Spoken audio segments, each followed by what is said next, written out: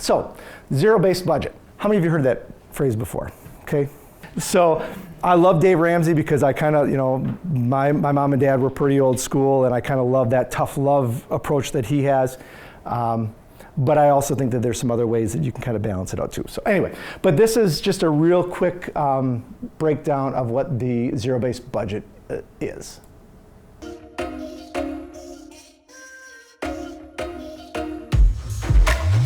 What is a zero-based budget?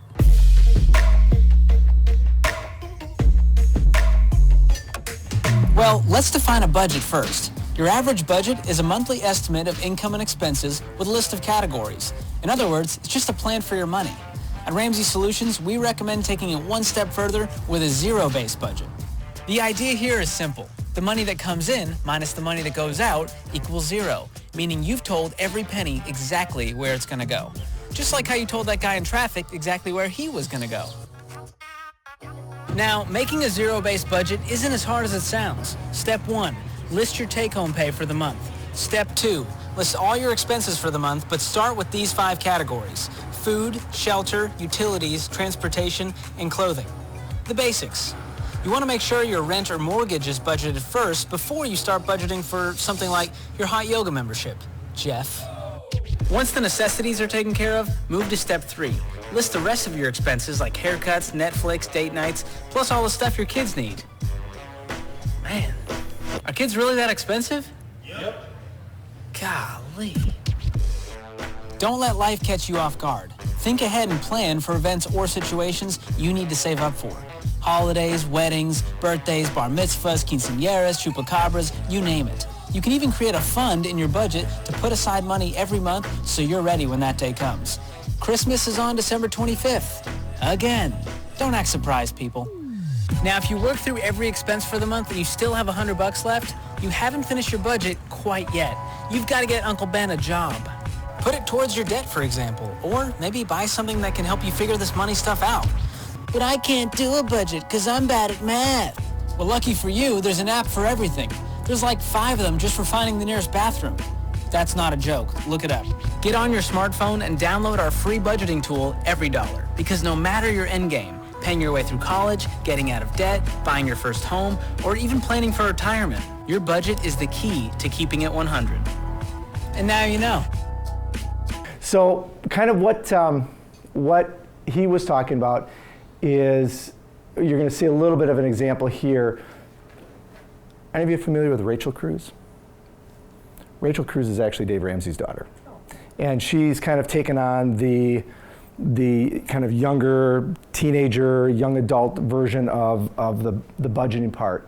And so here again is an article that you'll have, and this just again shows the information on making a zero-based budget. And we're gonna get some practice in just a second here.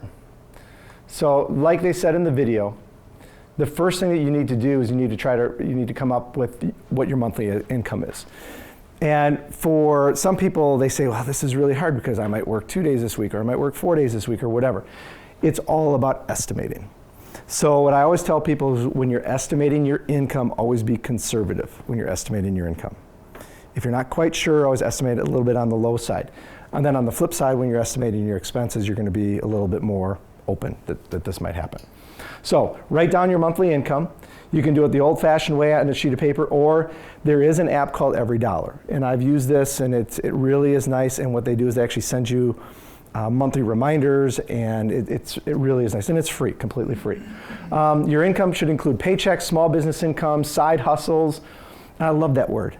I've just been hearing it over the last couple of years. But kids who are mowing lawn on the side, or doing some babysitting or whatever the side hustle is. Residual income, and of course it's all legal side hustles. That's all I'm talking about. Anyway, the residual income, child support, other cash that you bring in. If it's money and it comes in your household's bank account, it's income. Then you need to write down your monthly expenses. Before the new month even begins, write down every expense that you can think of that you're going to have. Your rent, food, cable phones, everything in between should be added to the list.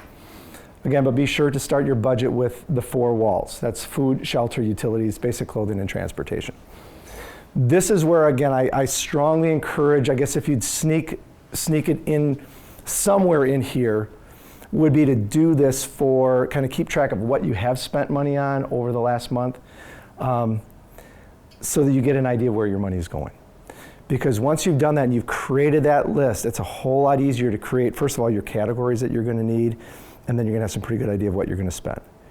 Because we can all kind of estimate what we spend on gas in a month, but until you just write it down, I think it's going to make a whole lot more sense. All right? Then any seasonal expenses that you might have, Christmas, those kind of things. And then all you're going to do, you're going to subtract your income from your expenses, and you want it to equal 0. So again, I say it up here, sounds really easy, but I'm going to show you that it's actually pretty easy.